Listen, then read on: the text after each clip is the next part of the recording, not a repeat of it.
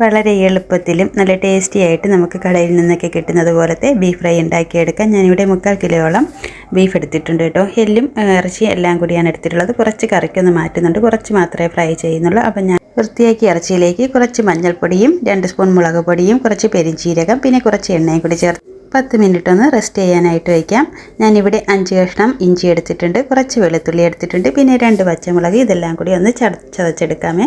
അപ്പോൾ ഈ നേരത്തിന് പുരട്ടി വെച്ചിരിക്കുന്ന ഇറച്ചിയിൽ നിന്ന് കുറച്ച് ഞാനൊന്ന് കുക്കറിലോട്ടിട്ട് കുറച്ച് വെള്ളവും കൂടി ചേർത്തിട്ട് ഒന്ന് വേവിച്ചെടുക്കുന്നുണ്ട്. 2-3 വിസിൽ അടുപ്പിച്ചെടുക്കുന്നുണ്ട്.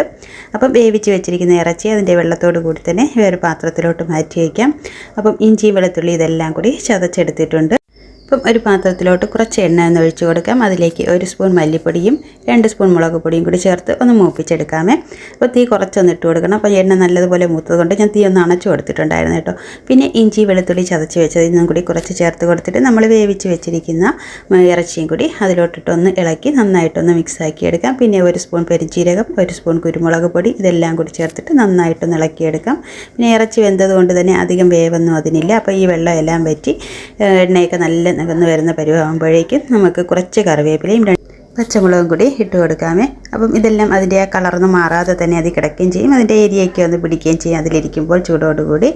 അപ്പോൾ കുറച്ച് ഇൻഗ്രീഡിയൻസ് ഒക്കെ മതി. പിന്നെ ഇതെല്ലാം കഴിഞ്ഞിട്ട് കുറച്ച് എണ്ണയും കൂടി ഒന്ന് സ്പ്രെഡ് ചെയ്ത് എല്ലാം കൂടി നന്നായിട്ടൊന്ന് മിക്സാക്കി നമുക്ക് പാത്രത്തിലോട്ട് മാറ്റിയെടുക്കാമേ. അപ്പം കുറച്ച് ഇൻഗ്രീഡിയൻസ് മതി, എളുപ്പത്തിൽ ഉണ്ടാക്കിയെടുക്കാം. വീഡിയോ എത്രയുള്ളൂ. ഇഷ്ടമായ ലൈക്ക് ചെയ്യുക, സബ്സ്ക്രൈബ് ചെയ്യുക, കമൻറ്റ് ചെയ്യുക.